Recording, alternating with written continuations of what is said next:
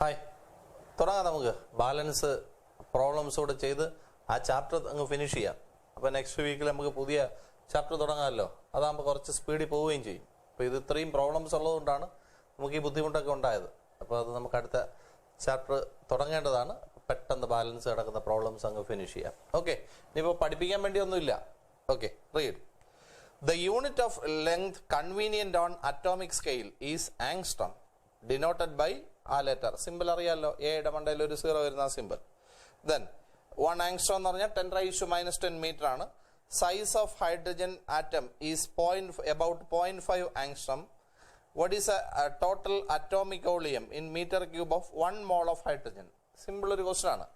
എന്തൊക്കെയാണ് അതിനകത്ത് first sentence വളരെ ഇമ്പോർട്ടന്റ് ആണ്. What is a unit of length convenient on atomic scale എന്നൊരു ക്വസ്റ്റ്യൻ ചോദിക്കാം. What is a unit of length convenient on atomic scale എന്ന് ചോദിച്ചാൽ ഏതാണ് ആൻസർ? ആങ്സ്ട്രോം ആണ്. അപ്പൊ മറക്കരുത്, what is a unit of length convenient on atomic scale?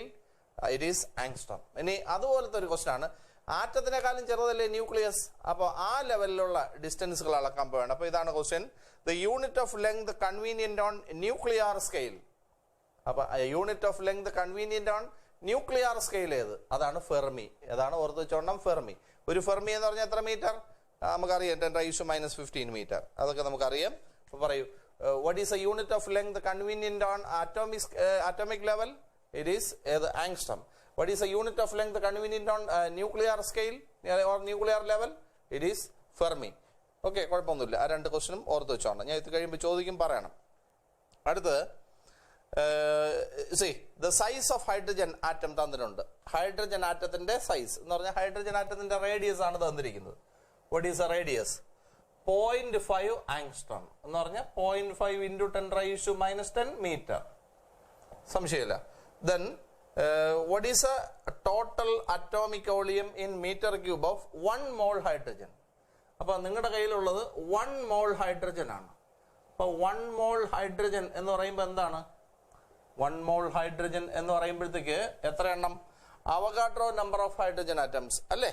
അപ്പൊ 1 mole hydrogen എന്ന് പറയുമ്പോഴത്തേക്ക് Avogadro number of hydrogen atoms. അപ്പൊ പറയൂ, അപ്പൊ 6.02 × 10⁻23 ആറ്റംസ്. ശരിയല്ലേ? ഇപ്പൊ ഇത്രയും ആറ്റംസ് ആണ് നമ്മുടെ കയ്യിലുള്ളത്. ഇപ്പൊ ഇത്രയും ഹൈഡ്രജൻ ആറ്റം നിങ്ങളുടെ കയ്യിലുണ്ട്. അങ്ങനെയാണെങ്കിൽ നിങ്ങളിത് ചോദിച്ചിരിക്കുന്നത് what is a total atomic volume? ഇപ്പൊ ഒരാറ്റത്തിന്റെ വോളിയം ആദ്യം കാണാം. Volume of 1 atom. 1 ആറ്റം, ഒരാറ്റത്തിന്റെ വോളിയം. ആറ്റത്തിന് എന്ത് ഷേപ്പാണ്? സ്ഫെറിക്കൽ ഷേപ്പാണ്. അപ്പൊ സ്ഫിയറിന്റെ വോളിയം കാണാനുള്ള ഇക്വേഷൻ പറ. 4/3 πr³. അപ്പോ സീക്വൽ ടു 4/3 × π എത്ര? 3.14 × റേഡിയസിന്റെ ക്യൂബ് 0.5 × 10⁻⁻10 ക്യൂബ്. ഓക്കെ, അപ്പൊ ആൻസർ എത്ര വരും? 4 × 3.14 × പറയൂ 0.5 ക്യൂബ് എത്ര വരും? 0.5 × 0.5 × 0.5 എത്ര വരും? 125 എന്ന് കിട്ടിയിട്ട് 3 പ്ലേസ് മാറ്റി പോയിന്റ് ഇടണം. അപ്പൊ 0.125. ഇനി ഇൻറ്റു 10⁻⁻10 ക്യൂബ് എന്താണ്? 10⁻m the whole raise n എന്താണ്? m × n. അപ്പൊ -10 × 3 -30. Divided by 3. ഇത് കാൽക്കുലേറ്റ് ചെയ്തെടുക്കണം. അപ്പൊ വോളിയം ഓഫ് 1 ആറ്റം കിട്ടും. ഓക്കെ, അതവിടെ കാൽക്കുലേറ്റ് ചെയ്തിട്ടുണ്ടോ? Volume of 1 hydrogen atom calculate ചെയ്തിട്ടുണ്ട്. എത്രയാ? 5.23 × 10⁻⁻31 മീറ്റർ ക്യൂബ് എന്നാണ്. ഇതാണ് വോളിയം ഓഫ് ഒരാറ്റം. ഒരാറ്റത്തിന്റെ വോളിയം ഇതാണ്. നമ്മുടെ കയ്യിൽ ഇത്രയും ആറ്റംസ് ഉണ്ട്. So what is a total volume? പറയൂ, ടോട്ടൽ വോളിയം എങ്ങനെ കാണും? Total volume is equal to 5.23 × 10⁻⁻31 എന്ന് പറയുന്നത് ഒരാറ്റത്തിന്റെയാണ്. അതിന് എത്ര ആറ്റംസ് ഉണ്ട്? 6.02 × 10⁻23 ഉണ്ട്. ഇത്രയും കൊണ്ട് മൾട്ടിപ്ലൈ ചെയ്യുക. You will get your result. What is a final answer you are getting? It is 3.15 × 10⁻⁻7 metre cube. ഇനി നിങ്ങളുടെ അടുത്ത് ഞാൻ പറയുന്ന ഒരു കാര്യം, ഇതിനകത്ത് ഈ പവർ കണ്ടിട്ട് നിങ്ങൾ പേടിക്കുകയൊന്നും വേണ്ട.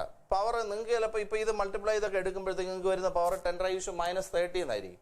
അപ്പൊ നിങ്ങൾക്ക് കിട്ടി. അപ്പൊ ഈ ആൻസർ അതിനനുസരിച്ച് മാറും. അപ്പൊ നിങ്ങൾക്ക് കിട്ടിയ ആൻസർ എഴുതുക. അതിനെ മാറ്റി കുളമാക്കാതിരിക്കുന്നതാണ് ഏറ്റവും നല്ലത്.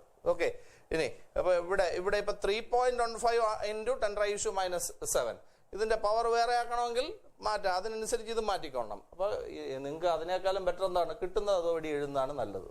സോ കുളമാക്കരുത്, സൊല്യൂഷൻ പ്രോപ്പർലി. എന്തൊക്കെയാണ്? We have a hydrogen atom. What is the radius of hydrogen atom? 0.5 into 10⁻⁻10 meter. Doubt illa. So, see, what is the volume of one hydrogen atom? Hydrogen atom is assumed as spherical. So, what is the volume? 4/3 pi r cube. Another value 2. Okay, ini aduthandana. We have 1 mole hydrogen. 1 mole hydrogen aanullathu. Adappa idinathu Avogadro number of hydrogen atoms കാണും. കുഴപ്പമൊന്നുമില്ല. ഇനി അങ്ങനെയാണെങ്കിൽ volume of ഒരു atom ആണ് ഇത്. അങ്ങനെയാണെങ്കിൽ ഇത്രയും ആറ്റംസിന്റെ volume എത്ര എന്നാണ് question. So you multiply this by that, so you will get your result. ഒന്നുകൂടെ പറയണോ? എന്താണ്? We have hydrogen atom. So what is the radius of hydrogen atom? This one. Then you calculate the volume of hydrogen atom. Volume of hydrogen atom I1. See, hydrogen atom is assumed as spherical. So what is the volume? 4/3 pi r cube. Put the value of r. You can get that. So this is a volume of one atom. So we have 1 mole hydrogen, means we have Avogadro number of atoms. See, volume of one atom is this. So I have these many atoms. So what is the total volume? This into that. So you are getting a result in meter cube. Doubt ഒന്നുമില്ലല്ലോ. ഇനി അടുത്ത ക്വസ്റ്റ്യനിലേക്ക് പോകൂ. എന്താണ്? Nuclear size obeys എന്നുള്ള question ഒന്ന് വായിക്കൂ പെട്ടെന്ന്.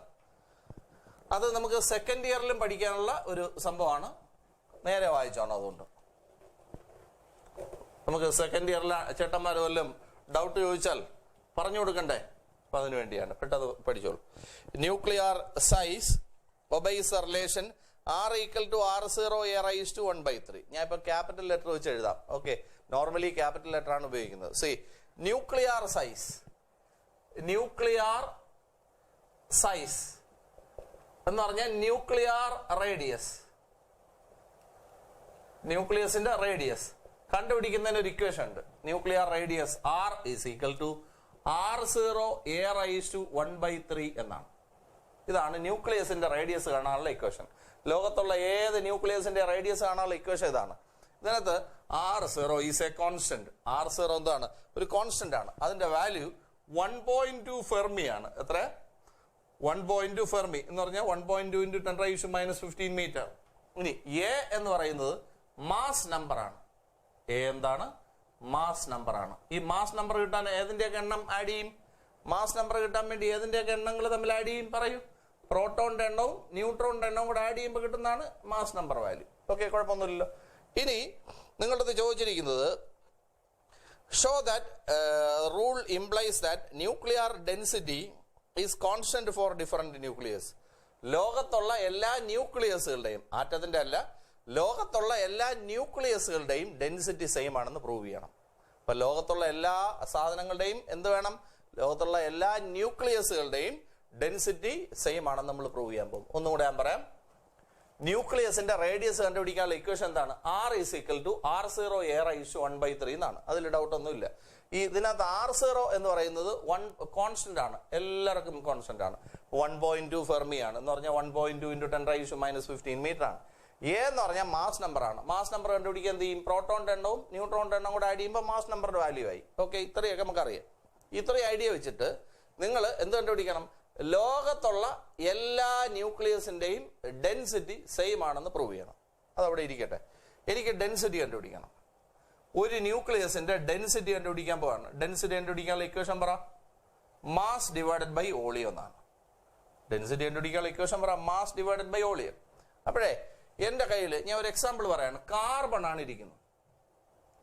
കാർബണിന്റെ അകത്ത് 6 പ്രോട്ടോൺസ് 6 ന്യൂട്രോൺസ് നമുക്കറിയാവുന്നതാണ്. കാർബണിന്റെ അകത്ത് 6 പ്രോട്ടോൺസ് 6 ന്യൂട്രോൺസ്. അപ്പൊ ഇതിന്റെ മാസ് നമ്പർ എത്ര? മാസ് നമ്പർ എന്ന് പറയുന്നത് 6 + 6 എത്ര? 12 ആണ്. ഇത്രയും അറിയാം. ഇനി പ്രോട്ടോണിന്റെ ആയാലും ന്യൂട്രോണിന്റെ ആയാലും മാസ് ആൾമോസ്റ്റ് സെയിം ആണ്. അപ്പൊ പ്രോട്ടോണിന്റെ മാസ് ആയാലും മാസ് ഓഫ് പ്രോട്ടോൺ ആയാലും മാസ് ഓഫ് ന്യൂട്രോൺ ആയാലും ആൾമോസ്റ്റ് ഈക്വൽ ആണ്. അതിന്റെ വാല്യൂ എത്രയെന്ന് കാണാതെ പഠിച്ചു വെച്ചാണ്. 1.66 into 10⁻⁻27 കിലോഗ്രാം ആണ്. ഓക്കെ, ഞാൻ ഇതിനെ ഈ വാല്യൂവിനെ എം എന്ന് എടുക്കട്ടെ. സേ എം എന്താണ്? എം സേ എന്ന് പറഞ്ഞാൽ എന്താണ്? എം ആണെന്നിരിക്കട്ടെ എന്ന്. അപ്പോൾ ഞാൻ ഇനി എല്ലായിടത്തും 1.66 ഇൻറ്റു 10⁻⁻27 കിലോഗ്രാമിന് പകരം എന്തെന്ന് എഴുതും? എം എന്ന് എഴുതും. ഇപ്പൊ ഞാൻ പറഞ്ഞ കാര്യങ്ങൾ ഒന്നുകൂടെ പറയാം. ഞാൻ കാർബണിനെ എടുത്തു. കാർബണിന്റെ അകത്ത് 6 പ്രോട്ടോണും ഉണ്ട്, 6 ന്യൂട്രോണും ഉണ്ട്. ആർക്കും ഡൗട്ട് ഇല്ല. അപ്പൊ കാർബണിന്റെ മാസ് നമ്പർ എത്ര? 6 + 6 എത്രയാ? 12 ആണ്. ഓക്കെ. ഇനി മാസ് ഓഫ് പ്രോട്ടോൺ ആയാലും മാസ് ഓഫ് ന്യൂട്രോൺ ആയാലും ഈ ആൾമോസ്റ്റ് ഈക്വൽ ആണ്. എത്രയാ വാല്യൂ? 1.66 ഇൻറ്റു 10⁻⁻27 കിലോഗ്രാം ആണ്. ഇതിനെ ഞാൻ ഇനി എവിടെ ആയാലും എന്തെന്ന് റെപ്രസെന്റ് ചെയ്യും? എം എന്ന് റെപ്രസെന്റ് ചെയ്യും. ഇതുവരെ പ്രശ്നമൊന്നുമില്ലല്ലോ. അങ്ങനെയാണെങ്കിൽ നിങ്ങൾ പറയണം, ഈ മാസ് ഓഫ് കാർബൺ എത്രയായിരിക്കും? മാസ് ഓഫ് കാർബൺ എത്ര വരും? Carbon nucleus, mass of carbon nucleus. Carbon ന്യൂക്ലിയസിന്റെ മാസ് എത്ര വരും? പറയൂ. കാർബൺ ന്യൂക്ലിയസിനകത്ത് 6 പ്രോട്ടോണും 6 ന്യൂട്രോണും ഉണ്ട്. ഇവന്മാർ രണ്ടുപേരുടെയും മാസ് സെയിം ആണ്. അപ്പൊ 12 ആശാന്മാരുണ്ട്. അപ്പൊ 12 പേരുടെയും കൂടെ മാസ് എത്ര വരും? 12 ഇൻറ്റു പറയൂ എത്ര? ഒരുത്തിന്റെ മാസ് എം അല്ലേ? 12 എം എന്ന് എഴുതും. അപ്പൊ എങ്ങനെ എഴുതുന്നത്?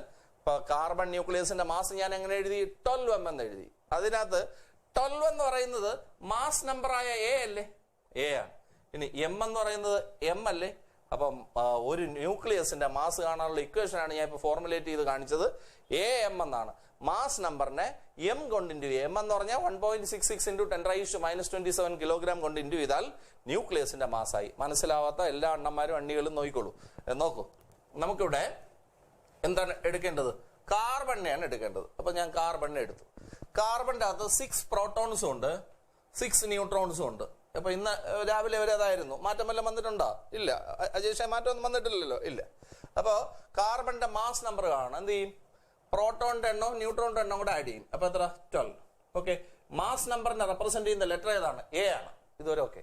ഇനി പ്രോട്ടോണിന്റെ മാസ് ആയാലും ന്യൂട്രോണിന്റെ മാസ് ആയാലും ഈക്വൽ ആണ്. എത്ര? രണ്ടും 1.66 ഇൻറ്റു 10⁻⁻27 കിലോഗ്രാം ആണ്. അതിനെ ഞാൻ സ്മോൾ എം എന്ന് റെപ്രസെന്റ് ചെയ്യുന്നു. ഇതുവരെ ഓക്കെ. അപ്പൊ ഇനി എനിക്ക് വേണ്ടത്, ഇപ്പൊ പ്രോട്ടോൺ ആയാലും ന്യൂട്രോൺ ആയാലും മാസ് സെയിം ആണ്. ഇനി മാസ് ഓഫ് കാർബൺ ന്യൂക്ലിയസ് എനിക്ക് വേണം. Mass of carbon nucleus, carbon ന്യൂക്ലിയസിന്റെ മാസ് എനിക്ക് വേണം. എന്ത് ചെയ്യും? ഈ 12 പേരുടെയും കൂടെ മാസ് എടുത്താ പോരെ? അപ്പൊ 12 ഇൻറ്റു ഒരുത്തന്റെ മാസ് എത്രയാ? എം ആണ്. അപ്പൊ 12 എം എടുത്താ പോരെ? അപ്പൊ 12 എം എടുത്താൽ മാസ് ഓഫ് കാർബൺ ന്യൂക്ലിയസ് ആയി. ഈ 12 എന്ന് പറയുന്നത് എ അല്ലേ? എ ഇൻറ്റു എം എടുത്താൽ എന്തായി? മാസ് ഓഫ് ന്യൂക്ലിയസ് ആയി. ഇപ്പൊ ലോകത്തുള്ള എല്ലാ ന്യൂക്ലിയസിന്റെയും മാസ് കണ്ടുപിടിക്കാനുള്ള ഒരു ഇക്വേഷൻ ആണ് ഇപ്പൊ ഒപ്പിച്ചെടുത്തത്. A into M. ഒന്നുകൂടെ പറയാം. C, U consider carbon. So you can consider carbon nucleus. So how many protons are there? 6 protons are there, 6 neutrons are there. So proton, number of protons plus number of neutrons gives mass number represented by the letter A. So what is answer? 12. Got it? Then I want the mass of what? Carbon nucleus. Mass of carbon nucleus. So how can you calculate the mass of carbon nucleus? See, mass of all these. What is the total mass of all these? 12. See, 12 into mass of 1. So ഒരു proton ആയാലും neutron ആയാലും mass M ആണ്. See, so 12 into what is the mass of 1? M. So 12 m is a mass of carbon nucleus. So this can be written as, what is 12? A into m. So this is a general equation for calculating mass of any nucleus. So what is the mass of any nucleus? A m. What is A? Mass number. What is m? 1.66 into 10⁻⁻27. Got it? Now I am putting the value here. Tell me. See, what is a mass? Density. I am calculating density of nucleus. See, density of any nucleus.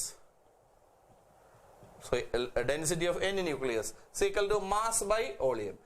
How will you calculate mass? A into m. No problem. Divided by, how will you calculate volume of the nucleus? The nucleus is spherical. So what is the volume? 4/3 pi r cube. Am I right? Then is equal to am divided by 4/3 pi into, what is r? R is r0 a raised to 1/3. Am I right? Then it's a cube. So am divided by, tell me, 4/3 pi into what is the cube of this? R0 cube. Then cube parayu a. ഏതൊക്കെ വെട്ടി? A വെട്ടിപ്പോയി. So you are getting, പറഞ്ഞോളൂ, m divided by 4/3 pi r0 cube എന്തെങ്കിലും തോന്നുന്നോ? നമ്മുടെ m is a constant. m is 1.66 into 10 raised to minus 27. 4/3 and pi are constants. r0 is a constant. What is its value? 1.2 into 10 raised to minus 15. So all these are constants. So your answer is a constant. Your final answer is a constant. So you calculate the density of any nucleus. It will be a constant value. So this is item to be proved. Okay. So first question. You prove that density of all nuclei are equal. So nucleus, all nucleus in the atom and alla, I'm telling you the density of all nuclei same. So why same? Density is equal to mass divided by volume. How will you calculate mass? Am. Then divided by what is the volume? Volume of nucleus 4/3 pi r cube. Instead of r you write r0 a raised to 1/3. It's a cube. So am divided by 4/3 pi, then r0 cube, then a cube, a raised to 1/3 the whole cube. So a raised to m the whole raised to n, a raised to m into n. So a raised to 1/3 into 3. So you will get a. See, a cancelled. I am getting this. Am I right? നമ്മൾ ഏത് nucleus ആയാലും ഇപ്പോൾ carbon ആണെങ്കിൽ എയുടെ value എത്ര വരും? 12 എന്ന് വരും. അപ്പൊ ഇവിടെയും 12 ഇവിടെയും 12 വെട്ടിപ്പോവും. വേറെ ന്യൂക്ലിയസ് എടുത്താൽ 10 ആണെന്ന് വെച്ചോളൂ, ഇവിടെയും 10 ഇവിടെയും 10. വേറെ ന്യൂക്ലിയസ് എടുത്തോളൂ 20 20. ഏത് വാല്യൂ വന്നാലും മേലും താഴെയും വെട്ടിപ്പോവും. So you are getting the final answer as m/4/3 pi r0 cube. All these terms are constants. See, your final answer will be a constant. So for any nucleus, density is a constant. അപ്പോൾ ഇത് നമുക്ക് second ഇയറിലും ആവശ്യമുള്ളതാണ്. I will explain the whole things once again. All of you listen properly. What is the mass of one proton? 1.66 into 10 raised to minus 27 kilogram. What is the mass of neutron? It is also the same. So you consider that value as m. No doubt. Then I am considering an example here. What is the example taken? Carbon. How many protons are there? 6 protons. How many neutrons? 6 neutrons. Then what is the mass number? Mass number is represented by the letter A. So what is the mass number? Sum of protons plus sum of neutrons. So 6 plus 6. So it is answer 12. So 12 is the mass number of carbon. Then I want the mass of carbon nucleus. How can I calculate? Mass of carbon nucleus. So mass of all these 12 items. See, so 12 into what is the mass of one? See, it is m. So 12 m. See, 12 is a. So am. So am is the answer of mass of any nucleus. So mass of any nucleus equal to am. So mass of any nucleus is equal to am. No doubt. Now I want the density of any nucleus. Density is equal to mass by volume. So first year സയൻസിൽ ഉണ്ടായിരുന്ന question ആണല്ലേ അജീഷേ? ആയിരുന്നില്ലേ? ഇതിനെ കൊണ്ടായിരുന്നില്ലേ? First ഇയറിൽ സയൻസിന്റെ first question ചെയ്തായിരുന്നില്ലേ? Density കാണാനുള്ള equation എന്തായിരുന്നു? അന്ന് അവൻ അറിയില്ല. ഇപ്പോൾ 11th-ലായപ്പോഴും അവന് ഇക്വേഷൻ അറിയില്ല. ഇപ്പൊ രണ്ടും അവൻ തന്നെയാണ്. ഇതുവരെ ബുദ്ധി വികാസം ഉണ്ടായിട്ടുണ്ടോ? ഉണ്ടായെന്നൊക്കെയാണ് അവൻ പറയുന്നത്. പക്ഷെ ഇക്വേഷൻ അവൻ അറിയില്ല. So what is equation for density? Density is equal to mass by volume. Mass എന്താ? am ഡിവൈഡഡ് ബൈ വോളിയം എന്താണ്? 4/3 pi r cube. അതിന് am ആറിന് പകരം എന്ത് എഴുതാം? r0 a raised to 1/3 അതിന്റെ ക്യൂബ്. അപ്പൊ r0 ക്യൂബ് a എന്നായി. ഇനി a വെട്ടി ഇത് കിട്ടി. So m, what is m? 1.66 into 10 raised to minus 27. 4/3 constant. Pi is also constant. r0 1.2 Fermi. So all these values are constant. You calculate, you will get a result. So the answer is a constant. For any nucleus, you will get the same result. So the density is constant for any nucleus. Okay? Then, ഇനി അങ്ങനെയാണെങ്കിൽ അതിനകത്ത് ഒരു question കൂടെ ഉണ്ട്. Then what is the mass density of sodium nucleus? അങ്ങനെയാണെങ്കിൽ what is the density of sodium nucleus? സോഡിയത്തിന്റെ density എത്ര ആയിരിക്കും? ലോകത്തുള്ള എല്ലാ ന്യൂക്ലിയസുകളുടെയും ഡെൻസിറ്റി ഇതാണ്. പിന്നെ സോഡിയത്തിന്റെ ഡെൻസിറ്റി എത്ര എന്നാണ് അടുത്ത ക്വസ്റ്റ്യൻ. സോഡിയത്തിന്റെ കൊമ്പുണ്ടോ? സോഡിയത്തിന്റെ ഡെൻസിറ്റിയും ഇവിടുത്തെ വാല്യൂ തന്നെ. ഓക്കെ, അപ്പൊ ഇതിനകത്ത് വാല്യൂ നിങ്ങൾ ഇതിനകത്ത് ഇപ്പൊ കാൽക്കുലേറ്റ് ചെയ്ത ആൻസർ 2.29 into 10 raised to 17 എന്നാണ് വരുന്നത്, കിലോഗ്രാം പെർ മീറ്റർ ക്യൂബ്. അപ്പോൾ this is the density of any nucleus. So what is the density of sodium nucleus? Sodium ന്യൂക്ലിയസിന്റെ ഡെൻസിറ്റിയും സെയിം. ഓക്കെ, ഇനി അടുത്ത ക്വസ്റ്റ്യൻ വായിച്ചു നോക്കൂ.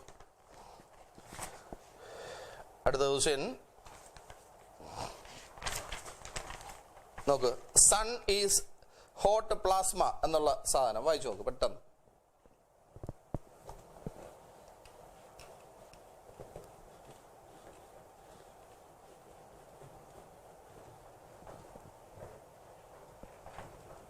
വായിച്ചോ? നന്നായിട്ട് വായിച്ചു നോക്കണം. അതിന്റെ വാല്യൂസ് എല്ലാം ഒന്ന് ജസ്റ്റ് ഒന്ന് വായിച്ചു നോക്കൂ. എന്താണ്? Sun is in hot plasma അല്ലേ? പ്ലാസ്മ എന്ന് പറഞ്ഞാൽ എന്താണ്? Solid, liquid, gas, plasma. Ionised form ആണ് എന്തോന്ന്? പ്ലാസ്മ എന്ന് പറയുന്നത്. അപ്പൊ സൺ എന്ന് പറയുന്നത് ഹൈ ടെമ്പറേച്ചറിലല്ലേ? അപ്പൊ matter cannot exist in solid form, liquid form or gaseous form.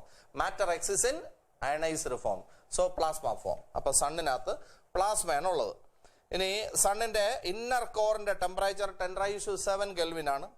Outer surface temperature about 6000 kelvin ആണ്. എല്ലാം ചെറിയ വാല്യൂ അല്ലേ? നോക്ക്, നമ്മൾ കൊണ്ടുവയ്ക്കുക. എന്ത് ചെയ്യും? ഒരു സാധനത്തിനെ ഇപ്പൊ അജേഷിനെ നോക്കൂ, ഒരു ഭൂമിയിൽ ഭാരമായിട്ടിരിക്കുകയാണ്. അജേഷിനെ കൊണ്ടുപോയി എവിടെ വയ്ക്കുന്നു? സണ്ണിൽ കൊണ്ടുവയ്ക്കുന്നു. അപ്പൊ എന്ത് സംഭവിക്കും?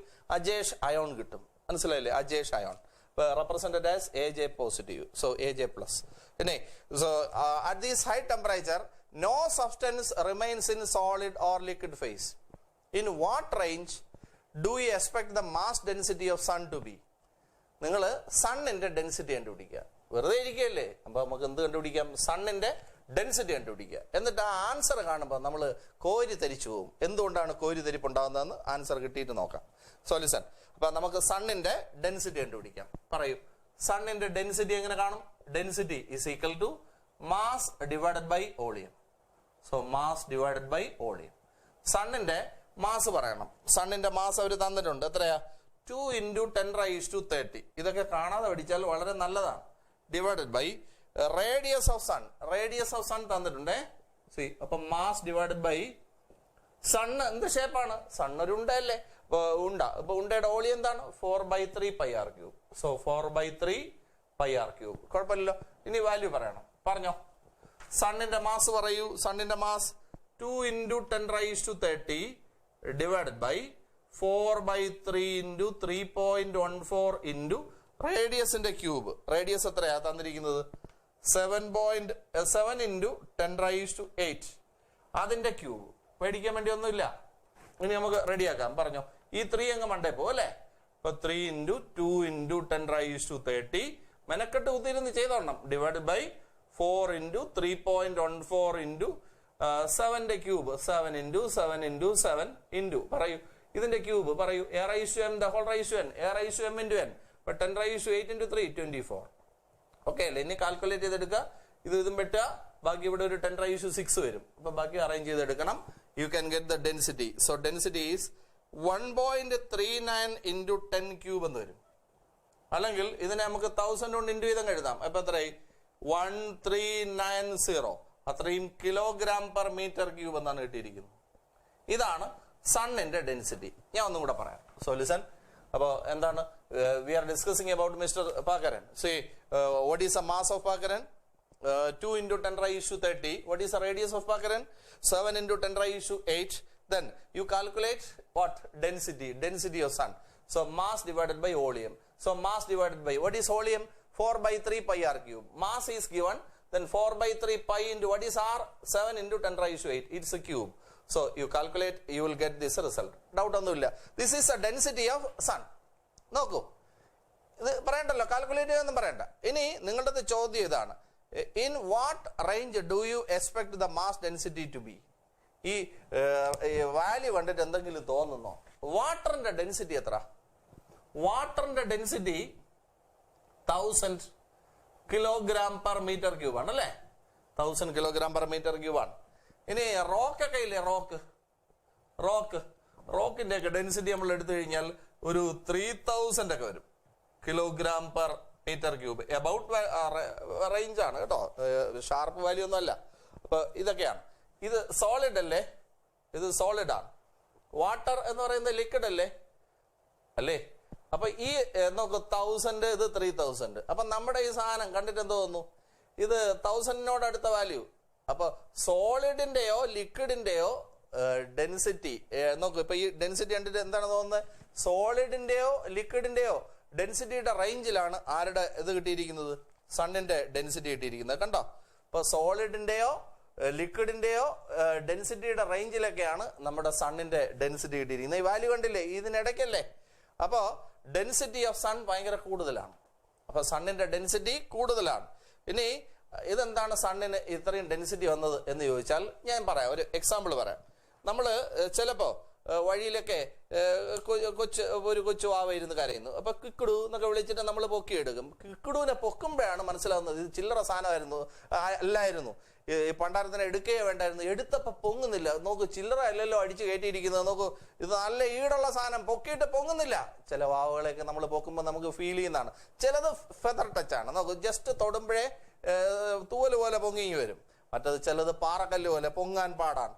അപ്പൊ ഓർത്തോണം, ആ സാധനത്തില് മാറ്റർ ഇങ്ങനെ അടിച്ച് അമക്കി വെച്ചിരിക്കുകയാണ്. അപ്പൊ മാറ്റർ ഇങ്ങനെ അടിച്ച് കംപ്രസ് ചെയ്ത് കയറ്റി വെച്ചിരിക്കുകയാണ്. അപ്പൊ പാർട്ടിക്കിൾസ് വളരെ ഡെൻസ് ആണ്. അപ്പൊ ആ സാധനത്തിന്റെ ഡെൻസിറ്റി കൂടുതലാണ്. അപ്പോ don't try to take high density വാവാസ്.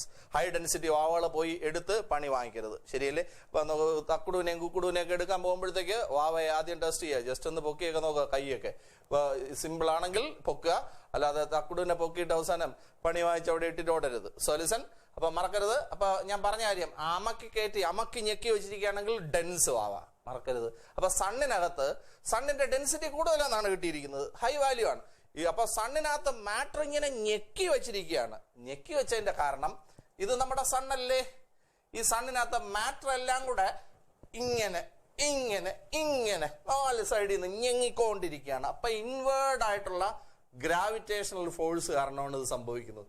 അപ്പോൾ സ്ട്രോങ് ഇൻവേർഡ് ഗ്രാവിറ്റേഷണൽ ഫോഴ്സ് കാരണമാണ് ഈ പാർട്ടിക്കിൾസ് എല്ലാം ഞെങ്ങിയത്. ഇപ്പൊ മറക്കരുത്, സണ്ണിന്റെ പാർട്ടിക്കിൾസ് എല്ലാം സ്ട്രോങ് ആയിട്ടുള്ള ഇൻവേർഡ് ഗ്രാവിറ്റേഷൻ കാരണമാണ് ഞെങ്ങിയിരുന്നത്. ഈ ഞെങ്ങല് കാരണമാണ് ഹൈ ഡെൻസിറ്റി വന്നത്. So listen properly. So you have to calculate the density of sun. So mass by volume. So volume is equal to 4/3 pi r cube. You put the values, you will get your density, no doubt. See this. See what is the density of water? 1000 kilogram per meter cube. About rock, the density is about 3000 kilogram per meter cube. This is a liquid, that is a solid. See, your value comes in between these. So the density of sun obtained is in the range of solids and liquids. Okay, so this is high value. So why this high value? Why this culavari? Parayu. So why this high density for sun? See, matter is in compressed form. So why matter is in compressed form? Because of the strong inward gravitational force. Okay, so that's all about that problem. ഇനി നമുക്ക് അടുത്തതിലേക്ക് പോവാം. ഇനി problem അല്ല, നമുക്ക് theory section ആണ്, വായിച്ചു പോവാം. വായിക്കൂ. അടുത്ത സാധനം തന്നിരിക്കുന്നത് പെട്ടെന്ന് വായിക്കൂ. ഇനി കുറെ തിയറിയാണ് കേട്ടോ, അതെല്ലാം ബൈഹാർട്ട് ചെയ്ത് വെക്കണം. ഇതെല്ലാം എൻട്രൻസിന് ആവശ്യമുള്ളതാണ്, അതുകൊണ്ട് ബൈഹാർട്ട് ചെയ്തേ പറ്റൂ, വേറെ ഓപ്ഷൻ ഒന്നുമില്ല. ചുമ്മാ റിപ്പീറ്റ് ചെയ്ത് വായിച്ചുകൊണ്ടിരിക്കുക. Okay, gallon is a unit of dash. എന്താണ് gallon? Is a unit of, നോക്കൂ, ഗാലൻ ഈസ്, നമ്മള് ഗാൽ എന്ന് എഴുതും. ഗലീലിയോ എന്നൊരു സാധനം കേട്ടിട്ടുണ്ടോ? നാളെ നമ്മൾ പഠിപ്പിച്ചതാണ്, ആക്സലറേഷന്റെ യൂണിറ്റ്. അതിനും ഗാൽ എന്ന് തന്നെയാണ് എഴുതുന്നത്, ഇവിടെയും ഗാൽ എന്ന് തന്നെയാണ് എഴുതുന്നത്. ഓക്കെ, അപ്പൊ gallon is a unit of, so gallon is a unit of volume. So gallon is a unit of volume, മറക്കരുത്. Gallon is a unit of volume. So gallon is a unit of volume, മറക്കരുത്. CGS system. ഇനി അടുത്ത സാധനം നോക്കൂ, acre എന്നൊക്കെ കേട്ടിട്ടുണ്ടോ? Acre, ഞാൻ അവിടെ റബ്ബർ എസ്റ്റേറ്റ് 50 ഏക്കർ വാങ്ങിച്ചിട്ടിരിക്കുകയാണ് എന്ന് പറയുന്നു. എന്നിട്ട് ഇപ്പൊ പിച്ചക്കാരനായിട്ടിരിക്കുകയാണ്, കാരണം റബ്ബറിന് വിലയില്ല. സോ ലിസൺ, അപ്പൊ ഏക്കർ എന്ന് പറയുന്നത് ഏരിയയുടെ യൂണിറ്റ് അല്ലേ? അപ്പൊ നോക്കൂ, വേറൊരു യൂണിറ്റ് ആണ് സ്ക്വയർ യാർഡ്. യാർഡ് സ്ക്വയർ ഏരിയയുടെ വേറൊരു യൂണിറ്റ് ആണ്. അപ്പൊ 1 ഏക്കർ എന്ന് പറഞ്ഞാൽ ഓർത്ത് വെച്ചോണം, അതൊക്കെ കാണാതെ പിടിച്ചു വയ്ക്കുക. 1 ഏക്കർ എന്ന് പറയുന്നത് എത്ര കഴിക്കുന്നത്? 4840. 4840 യാർഡ് സ്ക്വയർ ആണ്. അപ്പൊ ഏക്കർ എന്തിന്റെ യൂണിറ്റ് ആണ്? ഏരിയ. യാർഡ് സ്ക്വയർ എന്തിന്റെ യൂണിറ്റ് ആണ്? ഏരിയ. ഇനി അടുത്ത സാധനം 20 ഫ്ലൂയിഡ് ഔൺസ്. നോക്കൂ, 20 ഫ്ലൂയിഡ് ഔൺസ്. ഔൺസ് എന്നൊക്കെ കേട്ടിട്ടില്ലേ? ഔൺസ് ഊപ്പിയൊക്കെ കണ്ടിട്ടില്ലേ? സോ 20 ഫ്ലൂയിഡ് ഔൺസിനെ പറയുന്ന പേരാണ് എന്താ? 1 പൈന്റ്. ശരിയല്ലേ? പൈൻ്റ് ഒക്കെ അറിഞ്ഞൂടെ? നോക്ക്, നമ്മുടെ ദേശീയ പാനീയം പല ആളുകളും ഒഴിച്ചു കുടിക്കുന്നതൊക്കെ അറിയില്ലേ? So pint. അപ്പോൾ ഒരു പൈൻ്റ് എന്ന് പറഞ്ഞാൽ എത്രയാണ്? 20 ഫ്ലൂയിഡ് ഔൺസ് ആണ്. പിന്നെ ഇത് നമ്മളിപ്പോൾ ഇങ്ങനെ സ്റ്റാൻഡേർഡായിട്ട് ഷാർപ്പായിട്ട് പറയാൻ കഴിയില്ല. കാരണം ബ്രിട്ടീഷുകാരുടെ സിസ്റ്റം അല്ല US ഫോളോ ചെയ്യുന്നത്. അപ്പോൾ സ്ലൈറ്റ് വേരിയേഷൻസ് ഉണ്ടാവും. നിങ്ങൾ ഇത് തന്നെ നെറ്റ് കയറിയൊക്കെ തപ്പിക്കഴിഞ്ഞാൽ ചിലപ്പോൾ സ്ലൈറ്റ് ഡിഫറെൻറ്റ് വാല്യൂസ് ഒക്കെ നിങ്ങൾക്ക് കിട്ടിയെന്നിരിക്കും. അപ്പോൾ US ഉപയോഗിക്കുന്നത് എത്രയാണ്, ബ്രിട്ടീഷുകാർ ഉപയോഗിക്കുന്നത് വേറെയാണ്. അപ്പോൾ നമുക്കൊരു വലിയ കുഴപ്പമില്ലാത്തൊരു വാല്യൂ ആണ് ഈ പറഞ്ഞിരിക്കുന്നത്. 1 pint is equal to 20 fluid ounce. അടുത്തത് 1 pound. എന്താണ് 1 pound? കേട്ടിട്ടുണ്ടോ? 1 pound. പൗണ്ട് എന്ന് പറയുന്നത് മാസിന്റെ യൂണിറ്റ് ആണ് കേട്ടോ. അത് അപ്രോക്സിമേറ്റ്ലി 0.454 കിലോഗ്രാം. അപ്പൊ pint is a unit of volume. അയ്യേ, പൈന്റ് അളന്ന് എടുക്കുന്നല്ലേ വോളിയം. ഇനി pound is a unit of mass. ഇനി yard square is a unit of area. ഇതൊക്കെ ജസ്റ്റ് അറിഞ്ഞു വെച്ചേക്കുക. അടുത്ത് ഒരു ഫുട്ട് എന്ന് പറഞ്ഞാൽ ഒരു ഫുട്ട് നോക്ക്, സുരേഷ് ഗോപി 6 അടിയാണ് എന്ന് നമ്മൾ പറയുന്നു. അപ്പൊ ഫുട്ട് എന്ന് പറഞ്ഞാൽ ഫുട്ടിന്റെ പ്ലൂറൽ ഫീറ്റ്. അപ്പൊ അടി എന്ന് പറയില്ലേ? അപ്പൊ നമ്മൾ കിട്ടുന്ന അടിയല്ലേ? ഇപ്പൊ നമ്മൾ ക്ലാസ്സിലായിരുന്നെങ്കിൽ നമുക്ക് എത്ര അടി കിട്ടിയേനെ? സൊല്യൂഷൻ ഓൺലൈൻ ആയതുകൊണ്ട് ആകെയുള്ള ഒരു ഗുണം എന്താണ്? അടി കിട്ടൂല എന്നുള്ളതാണ്. സൊല്യൂഷൻ. അപ്പൊ ഒരു ഫുട്ട് എന്ന് പറഞ്ഞാൽ 30.5 സെന്റിമീറ്റർ ആണ്. 30.5 സെന്റിമീറ്റർ ആണ്. ഇനി അടുത്ത് നമുക്കറിയാം ഒരു ഹോഴ്സ് പവർ എന്ന് പറഞ്ഞാൽ എന്താണ്? 746 വാട്ട് ആണ്. ഒരു ഹോഴ്സ് പവർ എന്ന് പറഞ്ഞാൽ എന്താണ്? 746 വാട്ട് ആണ്. ഇത് നിങ്ങൾ പറയും ഫുട്ട് എന്തിന്റെ യൂണിറ്റ് ആണ്? ലെങ്തിന്റെ. ഇനി അടുത്ത ഹോഴ്സ് പവർ എന്തിന്റെ യൂണിറ്റ് ആണ്? പവറിന്റെ. അപ്പൊ ഇതൊക്കെ അറിയേണ്ട സാധനങ്ങളാണ്. ഇനി അടുത്ത സാധനം, ഈ പൗണ്ടിനെ നമ്മൾ LB എന്നാണ് എഴുതുന്നത് കേട്ടോ. പൗണ്ടിന്റെ റെപ്രസെന്റേഷൻ എന്താണ്? LB എന്നാണ് റെപ്രസെന്റ് ചെയ്യുന്നത് കേട്ടോ. പൗണ്ടിനെ റെപ്രസെന്റ് ചെയ്യുന്നത് എന്താണ്? LB എന്നാണ് സാധാരണ സംശയം വരുന്നതാണ്. ഓക്കെ, LB എന്ന് എഴുതുന്നത് ഏതിനെയാണ്? പൗണ്ടിനെയാണ്. ഇനി അടുത്ത സാധനം നോക്കൂ, bar is a unit of dash. Bar എന്തിന്റെ യൂണിറ്റ് ആണ്? നോക്കൂ, ബാർ എന്തിന്റെ യൂണിറ്റ് ആണ്? ബാർ യൂണിറ്റ് അല്ലെന്ന് നോക്കൂ. ബാർ നോക്കൂ, റോഡിലേക്ക് ഉണ്ടെന്ന് നോക്കൂ. അതല്ല, ആ ബാർ അല്ല. Bar is a unit of pressure. നോക്കൂ, ആളുകളൊക്കെ പോകുന്നുണ്ടല്ലേ? നോക്കൂ, എപ്രാളം പിടിച്ച് പോകുന്ന ഹൈ പ്രഷറിൽ പോകുന്നുണ്ടല്ലേ? അവസാനം പോയി കുടിച്ചിട്ട് നോക്കൂ 4 കല്ല് എഴിഞ്ഞു പോകുന്നു. അപ്പൊ അവിടെ എന്താണ്? പ്രഷർ കുറഞ്ഞു പോയതാണ്. സൊല്യൂഷൻ. ഇപ്പൊ bar is a unit of pressure. ഇനി ഒരു ബാർ എന്ന് പറഞ്ഞാൽ അപ്രോക്സിമേറ്റ്ലി എത്ര? 10⁵ പാസ്കൽ ആണ്. ഇപ്പൊ ഒരു ബാർ എന്ന് പറയുന്നത് അപ്രോക്സിമേറ്റ്ലി 10⁵ പാസ്കൽ ആണ്. 1 ലിറ്റർ എന്ന് പറഞ്ഞാൽ എത്രയാ? ഓർത്ത് വയ്ക്കണം, എപ്പോഴും ആവശ്യമുള്ള സാധനമാണ്, കാണാതെ പിടിച്ചു. 10⁻³ മീറ്റർ ക്യൂബ് ആണ്. 1 ലിറ്റർ എന്ന് പറഞ്ഞാൽ എത്ര? 10⁻³ മീറ്റർ ക്യൂബ്. നമുക്ക് എപ്പോഴും ആവശ്യമുള്ള ഒരു സംഭവമാണ്. ഇനി 6 എന്ന് കേട്ടിട്ടുണ്ട്. 6 പരേഡം വായിക്കുമ്പോഴത്തേക്ക് നിങ്ങൾ വീട്ടില് ഇതല്ലേ വസ്തുവിന്റെ ഒക്കെ പ്രമാണം ഇല്ലേ? അപ്പൊ അത് അമ്മയൊക്കെ എവിടെയാണ് ഒളിപ്പിച്ചു വെച്ചിരിക്കുന്നതെന്ന് ശ്രദ്ധിക്കുക. അപ്പൊ ഇന്ന് തന്നെ അത് തപ്പിയെടുത്തിട്ട് അത് ആരുടെ പേരിലാണെന്നൊക്കെ നോക്കി മനസ്സിലാക്കണം. നമുക്ക് ഭാവി നമുക്ക് പ്ലാൻ ചെയ്യാനുള്ളതാണ്. അപ്പൊ നോക്കൂ, അപ്പൊ ഇന്ന് തന്നെ ചെയ്യുമല്ലോ, അപ്പൊ ചെയ്യണം. അപ്പൊ എടുത്തു വെച്ച് നോക്കുക. അപ്പൊ അതിനകത്ത് പെരേടത്തിന്റെ ഏരിയ ഇത് ചെയ്തിരിക്കുന്നത് ഇത്ര സെന്റ് എന്നൊന്നും അല്ല, ഇത്ര ഏക്കർ എന്നൊന്നും അല്ല എഴുതിയിരിക്കുന്നത്. അതിനകത്ത് ഇത്ര R എന്നാണ് എഴുതിയിരിക്കുന്നത്. അപ്പൊ R is a unit of area. ARE. അപ്പൊ R is a unit of area. അപ്പൊ മറക്കരുത്. നോക്കൂ, ഇതുവരെ ആരും നോക്കൂ, R ഈസ് എ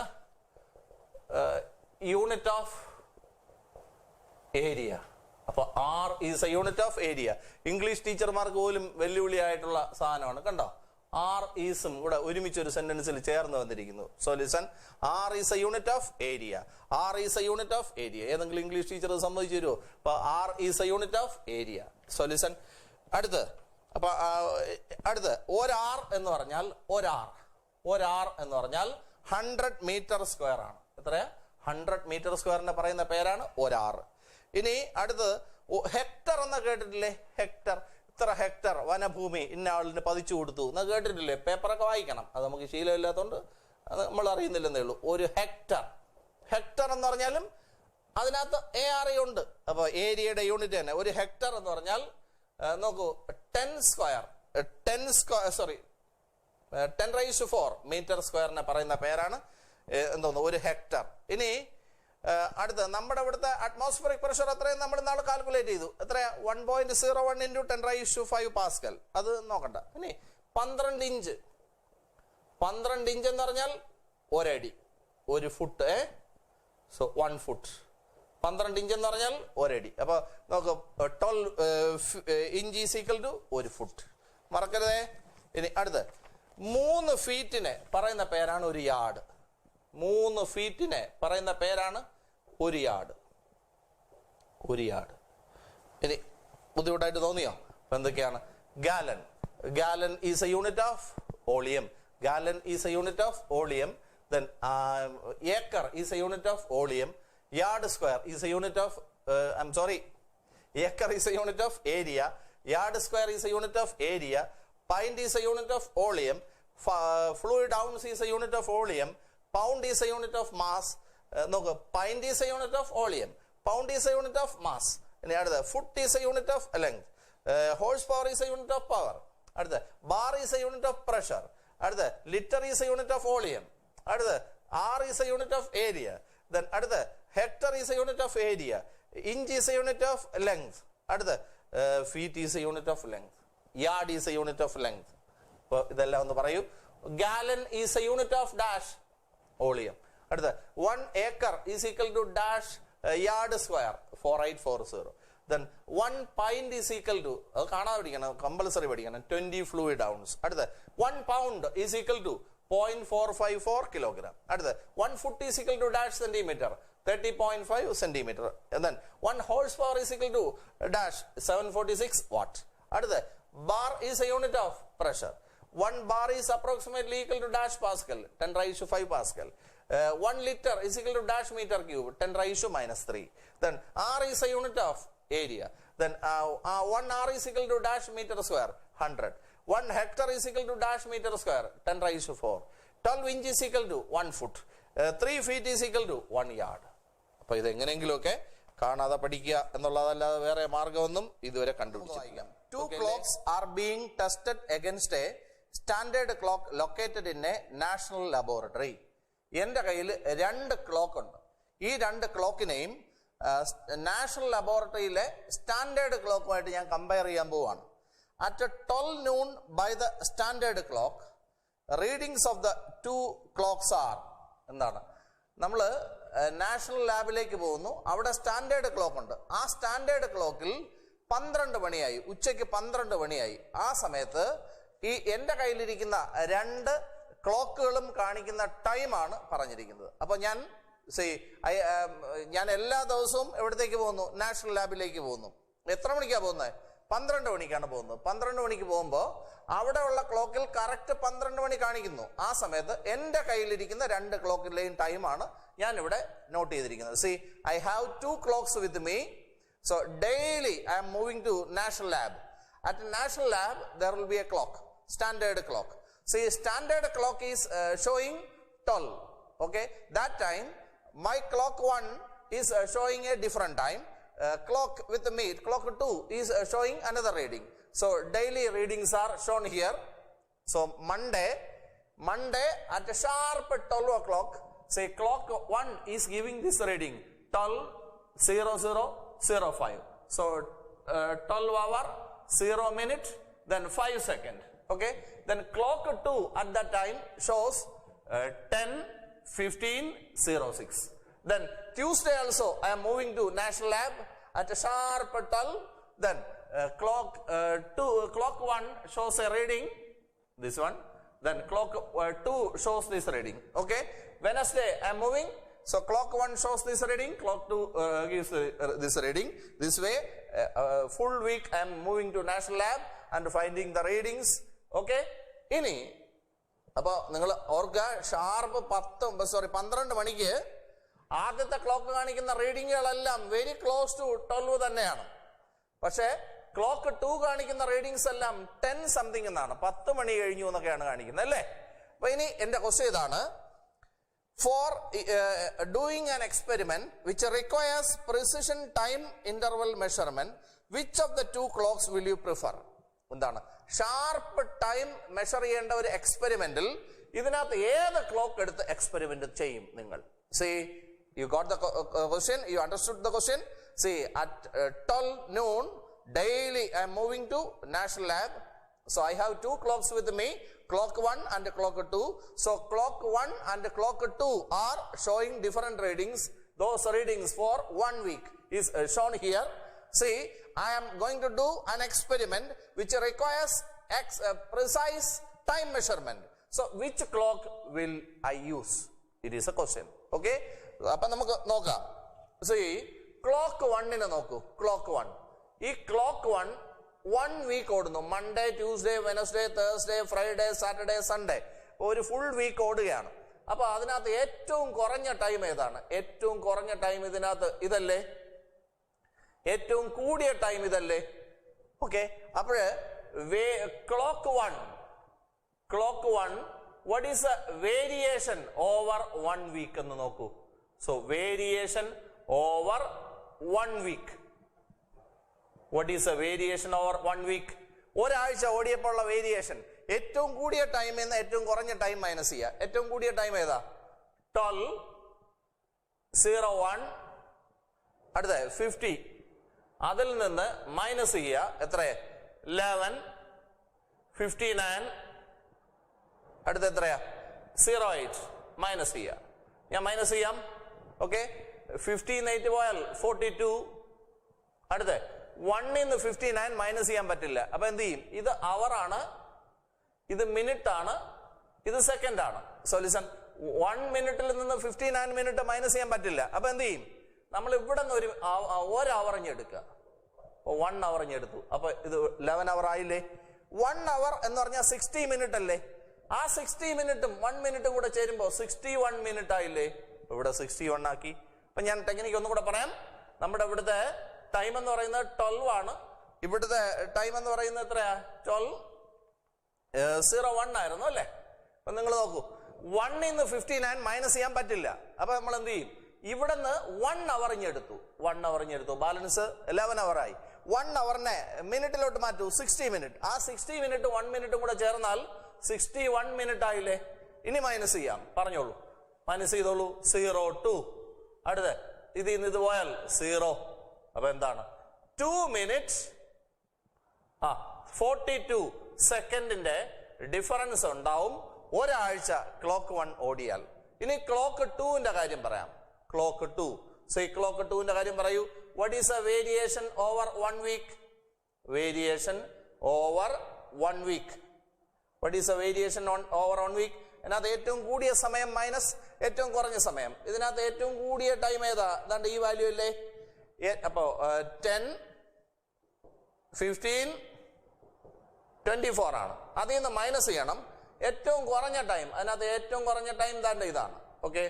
10, 14, 53 അല്ലേ? അപ്പൊ നിങ്ങൾ തന്നെ പറയൂ, ഇത് അവർ, ഇത് മിനിറ്റ്, ഇത് സെക്കൻഡ്.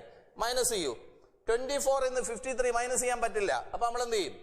ഇവിടെ നിന്ന് 1 മിനിറ്റ് എടുക്കുക. 1 മിനിറ്റ് എടുത്തു. അപ്പൊ ബാക്കി എത്ര മിനിറ്റ് ആയി? 14 മിനിറ്റ് ആയില്ലേ? 1 മിനിറ്റ് എന്ന് പറഞ്ഞാൽ 60 സെക്കൻഡ് അല്ലേ? ആ 60 സെക്കൻഡും 24 സെക്കൻഡും കൂടെ എത്രയായി? 84 സെക്കൻഡ് ആയില്ലേ? ഓക്കെ, ഒന്നും കൂടെ ഞാൻ പറയാം. ഈ പാർട്ട് മാത്രം പറയൂ. 10, 15, 24 എന്നായിരുന്നു. നിങ്ങൾ നോക്കൂ, 24 53 മൈനസ് ചെയ്യാൻ പറ്റില്ല. അപ്പൊ നമ്മൾ എന്ത് ചെയ്യും?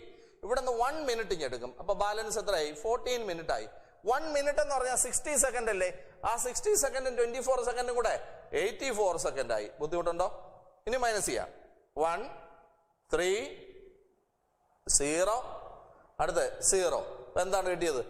31 സെക്കൻഡ് എന്നല്ലേ കിട്ടിയിരിക്കുന്നത്?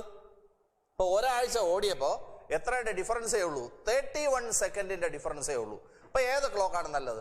ഒരാഴ്ച ഓടിയപ്പോ ആദ്യത്തെ ക്ലോക്ക് ആണെങ്കിൽ 2 മിനിറ്റ് 42 സെക്കൻഡിന്റെ ഡിഫറൻസ് കാണിക്കുന്നു.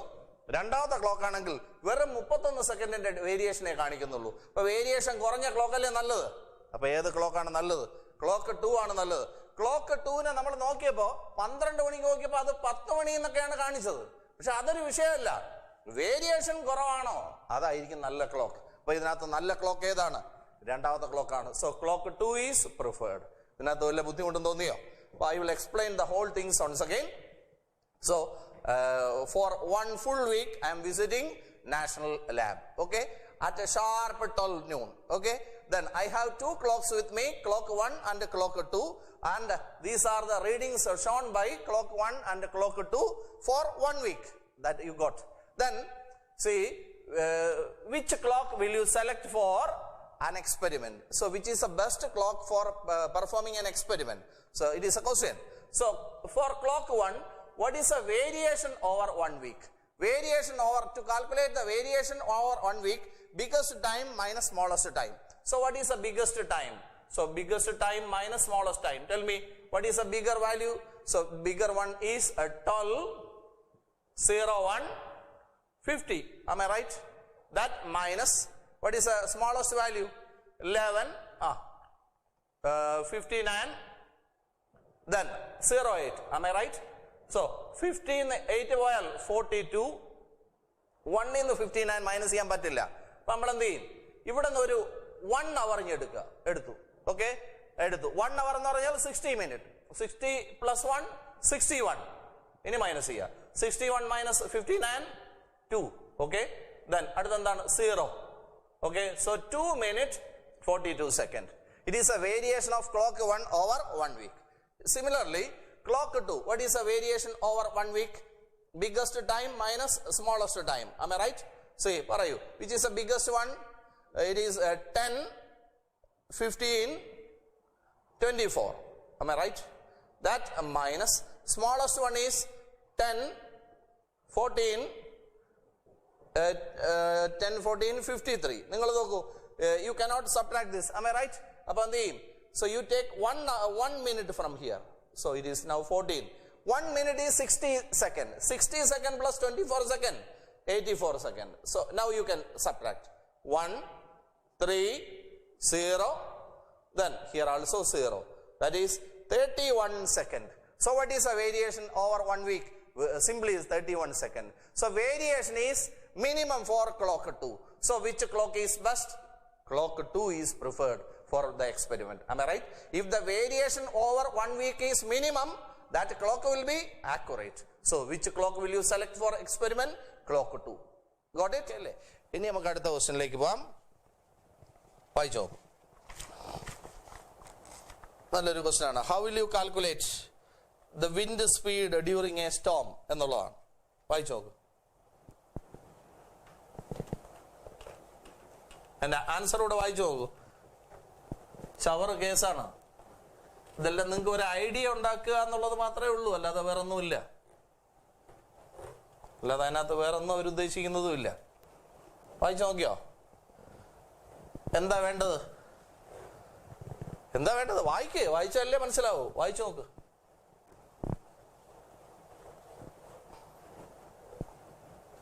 എന്താണ്? How will you calculate the wind speed during A Storm? ഒരു കാറ്റടിക്കുന്ന സമയത്ത് നോക്ക്, കത്രീനയോ ഒക്കെ ആണ് അടിക്കുന്നത്. കത്രീനയൊക്കെ അടിക്കുന്ന സമയത്ത്, കത്രീനയൊക്കെ അറിയില്ലേ? നോക്ക്, അപ്പൊ കത്രീനയൊക്കെ അടിക്കുന്ന സമയത്ത് എന്ത് ചെയ്യുക? ആ കാറ്റിന്റെ സ്പീഡ് അളക്കുക.